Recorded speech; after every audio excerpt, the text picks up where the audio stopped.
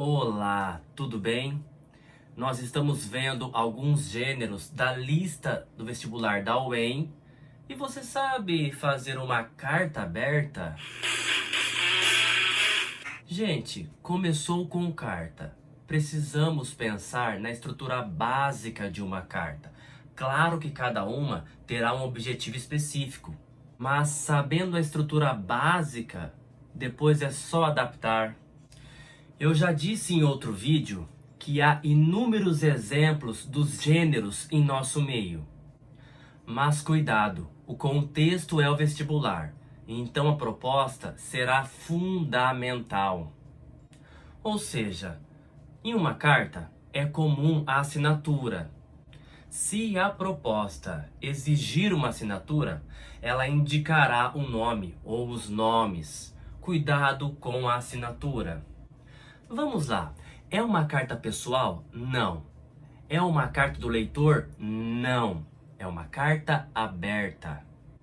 A carta pessoal depende muito do destinatário. Aliás, todas as cartas dependem muito do destinatário, porque carta é isso. Nós temos um emissor, um receptor, uma mensagem e um conteúdo aí dentro dessa mensagem. Então, as funções e as características de uma carta dependerão muito do seu interlocutor. Nesse sentido, uma carta pessoal, por exemplo, pode até ser íntima, porque depende do seu interlocutor. Se o destinatário dessa carta aí, por exemplo, for alguém da família, for um amigo, a linguagem será um pouco mais íntima, então depende muito do outro, do destinatário. Considerando, porém, outras cartas, por exemplo, aí a do leitor, a carta aberta, que é o foco do vídeo, você perceberá que são cartas mais argumentativas. Sabe, assim, defender um ponto de vista. E aí é interessante você incorporar, é interessante você assumir uma personagem.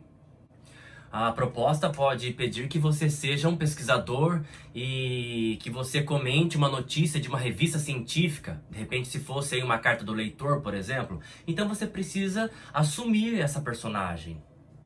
Seja um pesquisador. Assim também será lá na carta aberta. Deixando de ser você para ser o que a proposta exigir. E aí, finalizando o seu texto, poderá voltar a ser quem você quiser. O foco é a carta aberta. Um passo importante que você não pode esquecer é que esse gênero exige que você escreva, que você deixe claro que é uma carta aberta, que seu texto é uma carta aberta. E aí vem o destinatário já. Um exemplo. Carta aberta aos engenheiros do Brasil. Um exemplo. Carta aberta aos moradores do bairro Abelardo. E veja o destinatário. Já está aí. Mas, ô professor, eu devo começar assim? Opa! Como é a estrutura básica de uma carta? A resposta é não. Você escreverá isso depois do cabeçalho. O tradicional cabeçalho, o famoso cabeçalho. Então você tem lá a cidade, o dia, o mês e o ano. Cambé, 22 de agosto de 2020, por exemplo.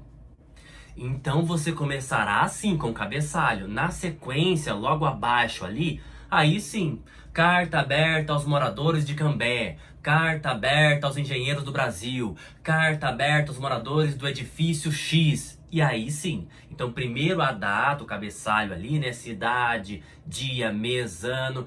Aí logo abaixo, na linha número 2, né, porque há professores que falam até para pular linha. Gente, quanto mais você pular, mais você vai perder. Estão pegando a estrutura? Cabeçalho, né, local, data, mês, ano. Depois, carta aberta aos moradores, carta aberta aos funcionários, carta aberta a quem quer que seja. Na sequência, o seu texto, o corpo do texto propriamente dito. Então, linha 1, cabeçalho. Linha 2, carta aberta a não sei quem. Linha 3, aí sim você começará o seu texto. Pegaram o jogo? Então sem essa de ficar pulando linha. Ah, mas um vídeo, né? Mas um professor falou. O professor é livre para falar o que ele quiser. Mas assim, quanto mais conteúdo, mais rico será o seu texto. E cada linha que você pular será uma linha perdida. Há professores que falam até para o aluno pular uma linha separando cada parte dessa estrutura, ou seja, uma linha entre o cabeçalho e o vocativo ou o título, outra linha entre o título ou vocativo e o corpo do texto, outra linha entre a despedida e o corpo do texto, outra linha entre a assinatura, se a proposta exigir, e a despedida. Olha o número de linhas. Sobrará o que para você argumentar se o limite de linhas, se o limite for de 12 linhas? Só pulou linha. Se pedir título para esse gênero, o título já é o que eu deixei para vocês na linha número 2. Carta aberta aos engenheiros, carta aberta aos funcionários, carta aberta aos moradores. A linha número 2 já será o seu título. Beleza? Vamos pensar no nome, carta aberta. Você vai expor um assunto, um problema para a população, para a comunidade. Muitas vezes, sendo o representante de um grupo, você vai defender uma causa.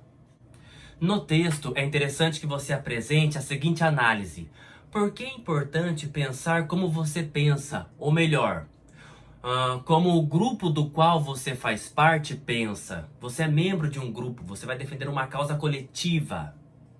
Dessa maneira, o tipo textual predominante é o tipo argumentativo mesmo. Você não vai narrar uma história para a galera. Você até pode contar ali o trecho, desde que esse trecho seja para sustentar o seu argumento.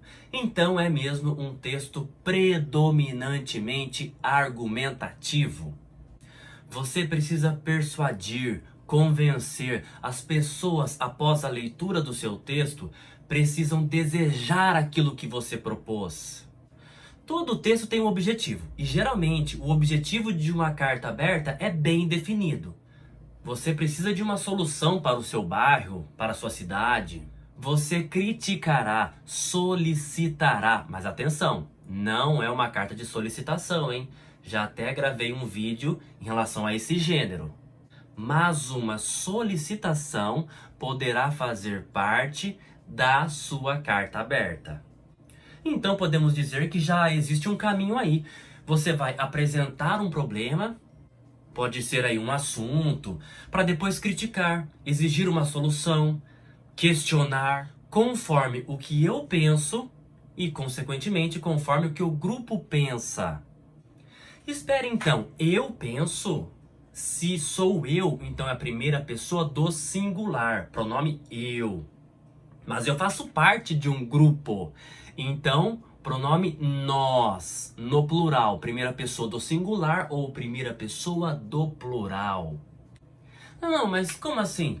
Bom, eu, primeira pessoa do singular, como representante dos mendigos da cidade Esperança. Veja, agora então olha só, o plural, nós. Eu sou representante de nós. E aí você lerá a proposta para adaptar, né, conforme o conteúdo exigido lá no dia. Beleza! Agora, não precisa daquela forma antiga, venho por meio desta. Não, seja mais original, hein? Claro que respeitando a estrutura de uma carta. Então você poderá flutuar entre o eu e o nós, né? Entre o pronome eu e o pronome nós. Primeiro você, se for necessário, você pode mencionar em primeira pessoa do singular, eu represento uma classe. E após mencionar dessa forma, aí sim você pode começar a utilizar o nós, por exemplo. Claro que não é uma regra fechada, única, universal, mas é uma possibilidade. Você começa, né? E aí você vai mostrar quem é você perante um grupo e depois você começará a argumentar. Depois você pode começar então a usar essa primeira pessoa do plural, né? É uma possibilidade. E eu falei flutuar, e é isso mesmo. Começando possivelmente na primeira pessoa do singular, e aí depois você mencionando já o pronome nós, a primeira pessoa do plural, você pode oscilar, você pode voltar para a primeira pessoa do singular, e depois retomar novamente, né, o pronome nós, a primeira pessoa do plural. Depende muito da proposta, se você é um líder, se você não é um líder, como que é aquele grupo. No fundo, depende muito da máscara que a proposta vai dar para o candidato, para você. Quem será você naquele momento de escrever o texto? Um líder? Não, nem tanto. Então, depende mesmo da proposta, o que eles vão exigir no momento. Eu costumo dizer que o primeiro passo para uma boa redação em um vestibular é a interpretação da proposta. Começar a escrever sem ler, com cuidado, com cautela a proposta, é praticamente um risco inestimável. Muito bem, então você já tem o cabeçalho, já tem o título, né? Que é carta aberta a não sei quem. E aí o pessoal pergunta o seguinte: professor, se é o título, eu devo centralizar? Outra questão que perguntam é: eu posso já escrever o assunto ao final desse título? Como assim? Bom, um exemplo, né? A carta aberta aos engenheiros acerca da lei 15.000. Sei lá, um exemplo aleatório, de repente uma lei aí que seja uma lei recente, que talvez possa mudar aí a vida dos engenheiros do Brasil. Um exemplo aleatório, tá? Veja, aí eu já coloquei o assunto. Gente, a estética é importante? Claro que é. Mas dependerá também do tamanho da letra de cada candidato. Imagine, por exemplo, um título com 2 linhas, né? Um título, um texto que já é pequeno no vestibular. Aí um título que apresenta lá 2 linhas.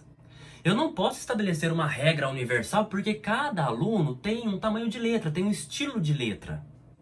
Nesse sentido, esteticamente falando, seria legal uma linha só, né? Centralizada.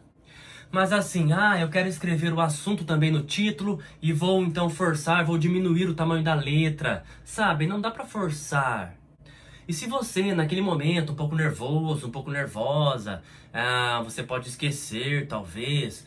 Eu esqueci de deixar o título centralizado. Quantos pontos eu vou perder? O pessoal fica preocupado. Gente, se você pegar como exemplo, né, olhando em revistas por aí, você vai perceber que há um formato, mas cada revista tem um estilo próprio. E o vestibular é um contexto diferente, né? Lá eles colocam letras diferentes, tamanhos diferentes. No vestibular não, é tudo muito particular no vestibular. Se você não quiser, então, escrever já no título o assunto, o conteúdo, tranquilo, porque você vai abordar isso na sequência, logo no corpo do texto. Agora, é claro, já que você não escreveu no título esse assunto, esse conteúdo, então você precisa ser objetivo no corpo do texto, não dá para ficar enrolando também. Não vá demorar para revelar o assunto, introdução básica e o assunto na sequência. Mas, professor, eu posso então pegar alguns exemplos por aí, algumas revistas e alguns sites? Claro que pode. Só, mais uma vez, um alerta, só tendo a consciência de que lá no vestibular muda um pouco o formato. Por quê? Porque há um limite de linhas. Em alguns exemplos por aí, em revistas, em sites, em jornais, você poderá encontrar no mesmo texto letras diferentes, né, em relação ao formato, em relação ao tamanho, e isso não ocorrerá lá na redação do vestibular. Isso não é possível. Você não poderá, por exemplo, ficar mudando o tamanho da letra, mudando o formato, enfim, né? Mas como você começará o seu texto? Com a sua identificação. Mas calma, calma. Não você propriamente. A identificação da sua máscara, da sua personagem. A princípio, é o uso do pronome mesmo. Não é? Eu, pronome, eu como representante dos, ou como representante das, e claro, depende da proposta. Aliás, é só uma possibilidade, né? Você precisa interpretar primeiro lá o que eles querem para depois identificar o melhor caminho. É só uma possibilidade. sabe assim? Em nome dos metalúrgicos, representando a classe X. Na sequência, né, logo em seguida, você apresentará o assunto, já que você não escreveu no título, então seja objetivo, já vai apresentar o assunto. E como funciona isso? Você vai dizer qual é o motivo que o levou, né, ou que a levou a escrever determinada carta aberta. Então, dizer o motivo pelo qual está escrevendo essa carta, mostrando aí já o objetivo dela, o assunto dessa carta. É uma espécie de introdução. É uma apresentação mesmo. Não dá para você começar argumentando sem se apresentar, sem dizer o que levou a escrever essa carta. Depois disso, aí sim, play na argumentação. E na argumentação, tome cuidado, porque se é uma carta aberta, o interesse é coletivo. Não vá ficar argumentando só pensando em você. Precisa ser bom não só para você, mas para todos, para o coletivo, para o grupo, para a classe, qualquer coisa que seja. Você pode usar a primeira pessoa do singular, mas o assunto é de interesse da galera.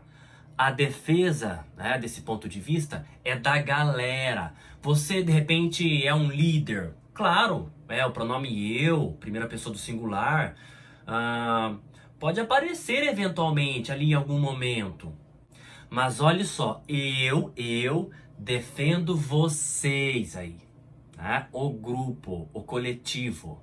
Então, nesse sentido, né, a primeira pessoa do plural muitas vezes é mais viável. Mas claro, depende mesmo da proposta. Eu só assim deixo um alerta, porque isso pode acontecer, né? Você argumentando e pensando em primeira pessoa e tal. Cuidado para não deixar com a aparência de uma carta pessoal.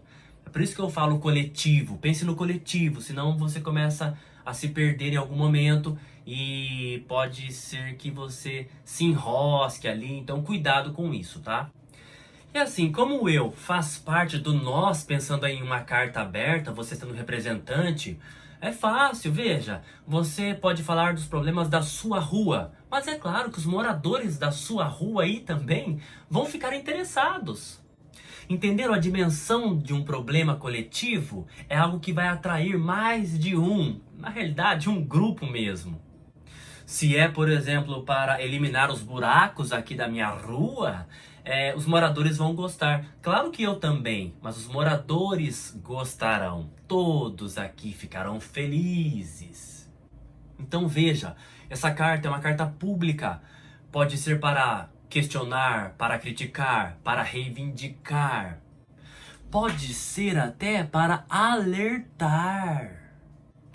E cuidado, quando eu falo pública, eu me refiro ao contexto. Por exemplo, em relação a um clube. Pública, eu falo ali para os sócios daquele clube. É um grupo, não é para o mundo inteiro. Uma carta a respeito de um clube é aí para quem tem alguma relação com o respectivo clube. Por exemplo, o presidente do clube cancelou o principal evento do ano. Sendo assim, os sócios não conseguirão ter lucro neste ano. Dessa maneira, percebemos que faltou comunicação. Olha só, nós percebemos que faltou comunicação. E após reunião com todos os sócios, decidimos. E aí, você pode continuar. Entenderam qual é o jogo da carta aberta? O corpo do texto é dividido em início, meio e fim. Uma apresentação, o problema, a persuasão. Isso deve ocorrer por algum motivo. Então, um momento de você persuadir.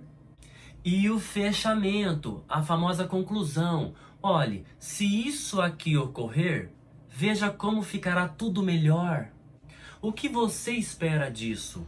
A resolução? Você espera uma ajuda? Assim é que você fechará. Esperamos que. É imprescindível que. E você pode até escolher uma frase de efeito, uma citação. para encerrar aí, né, para fechar o corpo do seu texto, o corpo da sua carta aberta. Aliás, uma citação, por exemplo, uma citação aí, considerando um outro livro, um outro autor, uma citação dessa dá credibilidade ao seu texto, aos seus argumentos, desde que tenha relação com o que você argumentou. Se precisar usar as aspas em citação direta, use. Gente, então recapitulando, são 5 elementos: cabeçalho, título, corpo do texto, despedida e a assinatura. O quinto elemento, a assinatura, depende mesmo da proposta, né? E aí, se a proposta exigir, a proposta vai indicar o nome, tá? Então, o quinto elemento depende muito. Se não houver nada, não assine. Mas vamos lá, então. Então, nós, né, com cabeçalho, linha número 1, sei lá, Londrina, 15 de março de 2016. Tranquilo, né? Na sequência, na linha número 2. Vou pular linha, professor. Tudo bem, a escolha é sua, né? Linha número 2, eu não pularia, tá? Carta aberta aos moradores do bairro X de Londrina. Beleza, tranquilo. Já que eu coloquei Londrina lá, né? Vou deixar aí com a mesma cidade. Enfim. E aí o corpo do texto, né? Como já discutimos um pouco aí. Após o corpo do texto, a despedida. E aí, gente, depende também, sabe? Um cordialmente, né? Um atenciosamente. E a assinatura? Pessoal, a proposta pediu que assinasse como Cancerneide. Fechou, amigão. Cancerneide. A proposta pediu que assinasse como Palhoaldo. Fechou. Palhoaldo. Professor, na proposta não havia nada, então você não assinou, né? Você assinou? Se não havia nada, você assinou? Não, você não pode assinar. Gente, muito obrigado, tá? Agradeço, está um pouco corrido, mas o objetivo é sempre ajudar, né? Eu sei que essa fase é difícil, é uma vida bandida, a pessoa na pressão, mas assim, desejo sucesso e vocês serão felizes. Um grande abraço, valeu!